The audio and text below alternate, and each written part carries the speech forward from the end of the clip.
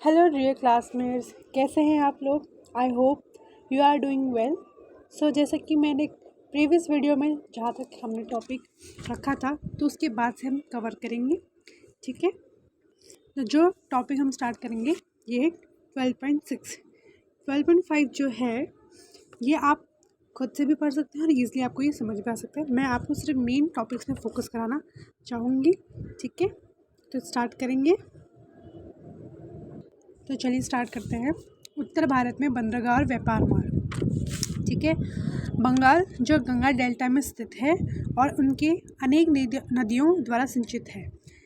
नदी तटीय घरेलू संचार व्यवस्था में मददगार बहुत से तटीय बंदरगाह थे। ठीक है, जो बंगाल है वो कहाँ स्थित है, गंगा डेल्टा में। अगर मैं आपको इसका मैप दिखाऊं तो ये है, अगर आपको मैप दिख रहा होगा तो ये पूरा जो मैप है इंडिया का है, पहले इंडिया का। तो फिर देखा जाए तो गंगा डेल्टा ये दिख रहा होगा आपको, ये वाला पोर्शन जो है ये क्या है, बंगाल है, जहाँ पे गंगा डेल्टा दिख रहा है। ठीक है, दिख रहा होगा कि यहाँ पे बहुत सारी नदियाँ हैं और ऑलरेडी यहाँ पे बे ऑफ बंगाल भी है, ये वाला पोर्शन। ठीक है, तो ये आपको ट्रायंगल शेप में दिख रहा है, ये है गंगा डेल्टा। अगर आप पूरा ध्यान से देखेंगे तो आपको समझ आ जाएगा, जब समझ आ गया होगा कि कहाँ पे गंगा डेल्टा है, आपको अच्छे से याद हो जाएगा ताकि आपको बहुत ईजी हो सके उस लाइन को समझना। ठीक है, तो फिर ये कहता है ये नदियों से सिंचित है, मतलब नदियों से भरा हुआ है। और ये घरेलू संचार व्यवस्था, मतलब ये लोकल एरिया पे, स्थानीय एरिया पर भी ये हेल्प के तौर पे काम करता है। ठीक है, ये क्या है, एक बंदरगाह है। अगर हम देखें तो मध्यकालीन ताम्रपत्र ग्रामीण स्थानों में सरहदों के रूप में छोटे नौका स्टेशनों, नौदंड या नौबंद का उल्लेख करते हैं, जिनमें असंख्य सोते और छोटी नदियाँ नहरें तथा कुलाएं होती थी। निसंदेह सर्वाधिक महत्वपूर्ण नदियाँ मार्ग या भागीरथी के साथ साथ ही था, जिस पर अनेक बेड़े चलते थे। 7वीं शताब्दी के उत्तरार्ध से ही इस डेल्टा के पूर्वी भाग में तटवर्ती बंदरगाह नजर आने लगे। मगर अगर आपको समझ आए तो वहाँ पर कहा गया कि 7वीं शताब्दी में डेल्टा की पूर्वी, अगर आप डेल्टा की अगर ये देख रहे हैं ये पोर्शन, ये वाला, तो इसके पूर्वी पे क्या दिखने लग गए थे, बंदरगाह दिखने लग गए, मतलब बंदरगाह का एक फॉर्मेशन होने लग गया था।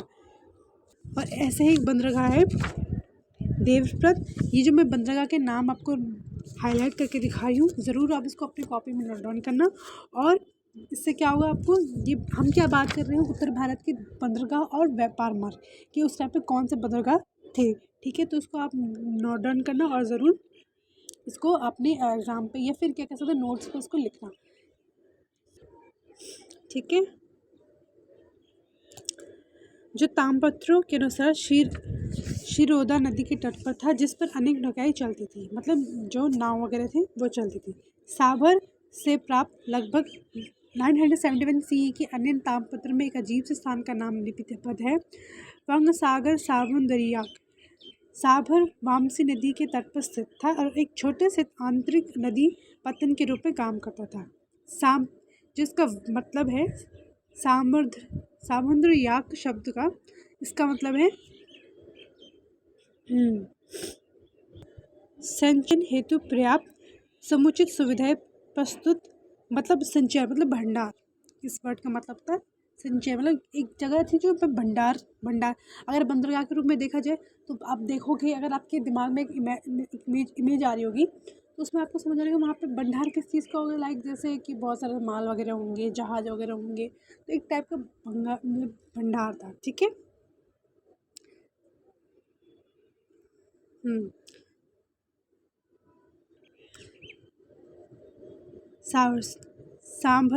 सांभर शब्द से ही, मतलब ये जो सांभर जगह है बांग्लादेश में, ये इससे ही उत्पत्ति हुई है सांभर की। और यहाँ पे एक और बार इसका मतलब आ गया है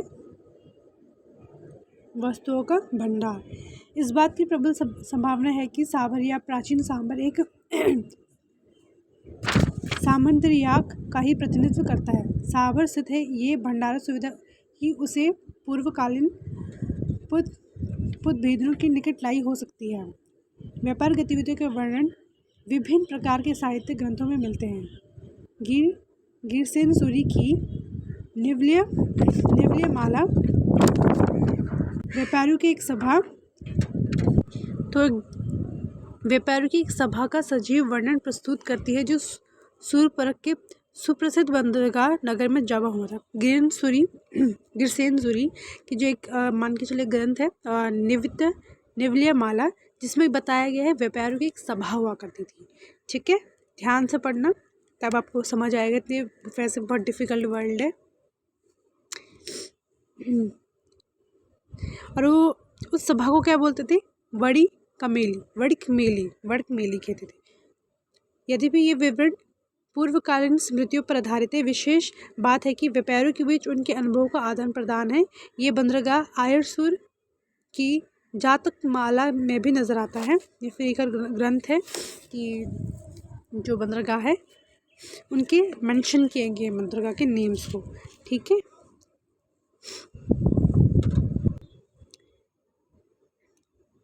सूर्यप्रक में इस ग्रंथ के अनुसार भगवान बुद्ध अपने एक पूर्व जन्म में एक निपुण नाविक के रूप में रहा करते थे, जो जहाज़ों को बंदरगाह तक लाने और वहां से ले जाने की कला में कुशल थे। ये बात वाणिज्य की निरंतरता न कि हास्त्र की छाप छोड़ती है, जो इस धारणा के विरुद्ध की है कि सामाजिक संरचना के आलोक पर वाणिज्य का पतन हुआ।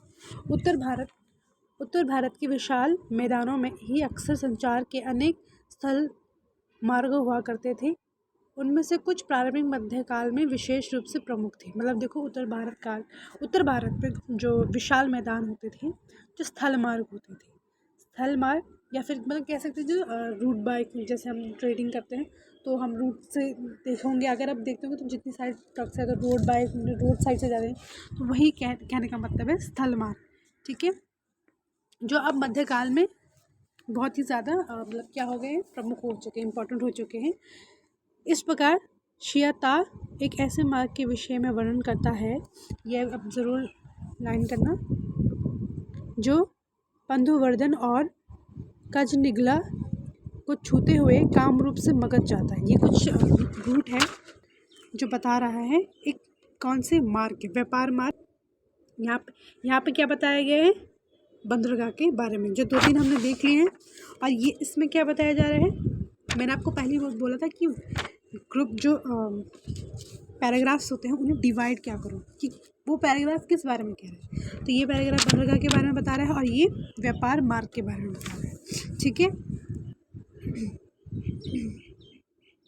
बहुत से स्थल मार्ग कन्याकुब्ज को भारत के विभिन्न भागों से जोड़ते थे, जैसे कि अल ब्रूनी लिखता है। एक ऐसा ही मार्ग अयोध्या, ये मार्ग के नाम ज़रूर अंडरलाइन करना अपनी बुक में। एक ऐसा ही मार्ग अयोध्या, वाराणसी, पाटलिपुत्र एवं मुंगेर से होकर कन्याकुब्ज से गंगाघर तक जाता था।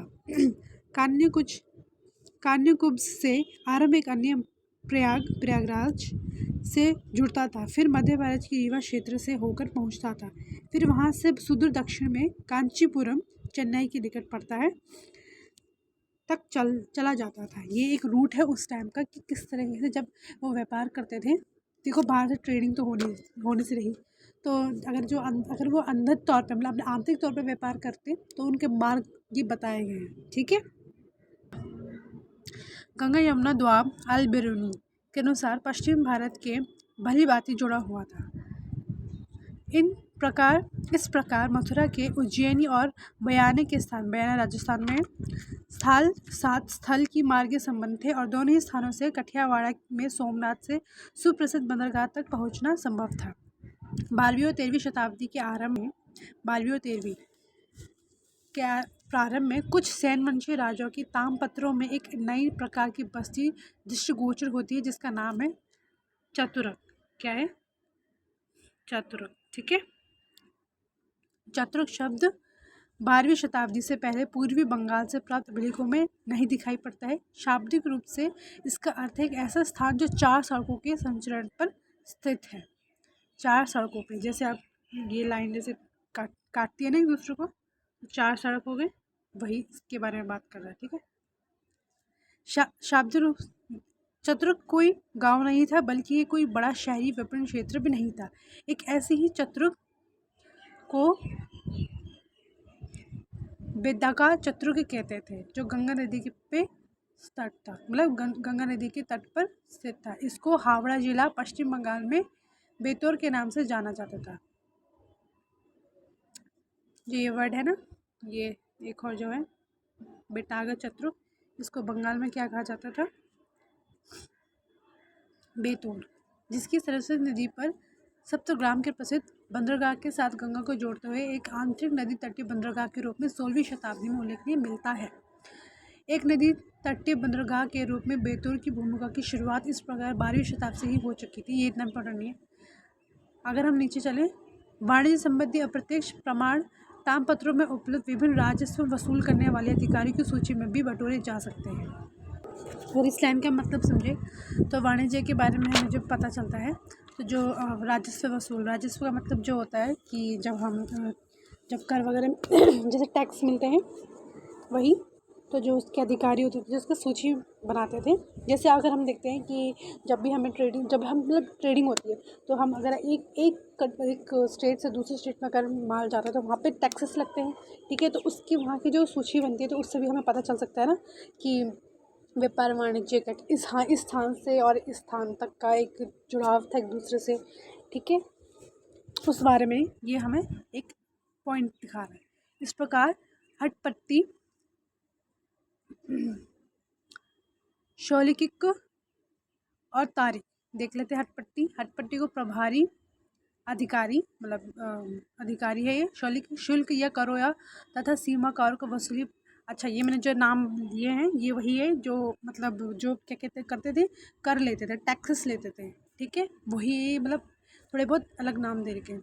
तारा अथवा नौका शुल्क की वसूली का प्रभारी अधिकारी, ये जो कुछ नाम है ना, हटपट्टी, शौलिकी और तारकी एंड गमागेकई विकास, मतलब हाँ जो एग्ज़िट और एंट्री करने पर लेते हैं ना, तो ये कुछ सिस्टम वैसा ही था जो भी चल रहा है। तो बस थोड़े बहुत नाम की इसमें हेरा फेरी कर रखी है, इसको आप याद कर लेना, ठीक है। जो ये मैंने नेम्स लिए हैं आपको समझ आ गया होगा। नौवत, अर्ध नौवत व्यापार, बेड़ों का आगमन का प्रेक्षण, जो बाहर से अगर लिए जाते हैं व्यापार, जब ट्रेडिंग वगैरह माल आता है तो उसमें भी टैक्सेस लगते हैं, है ना, आदि के संदर्भ में उत्तर भारत में व्यापार एवं वस्तु की आवाजाही को यथासंभव उजागर करते हैं। ये संचार के कुछ मार्गों के अस्तित्व को इंगित करता है, विशेष रूप से उत्तर भारत में स्थल संचार के, मतलब ये उत्तर भारत के बारे में बता रहा है कि किस तरीके से वहाँ पे आयात निर्यात किया जा सकता, या फिर अंदर आंतरिक तौर पे बता रही हूँ, ठीक है। अगर किसी व्यापार जो चल रहा है भारत देश से भी तो ऐसे ही सिस्टम चलेगा, पर अभी ये आंतरिक तौर पे चल रहा है, ठीक है। 9वीं शताब्दी के पूर्वोत्तर में वीरभद्र देव ने नगरहार से संबोधि तक की यात्रा शुरू की। वे अभिलेख जो इस लिपिबद्ध करता है में बोधगया में अपने अनेक स्वदेशवासियों को देखकर वीरभद्र के हर्ष का एक बखान करता है। ये विस्तृत स्थल संचार व्यवस्था के साथ साथ यात्रा की नियमितता और बारबरता को प्रचुरता, ये छोड़ दीजिए। ये स्थल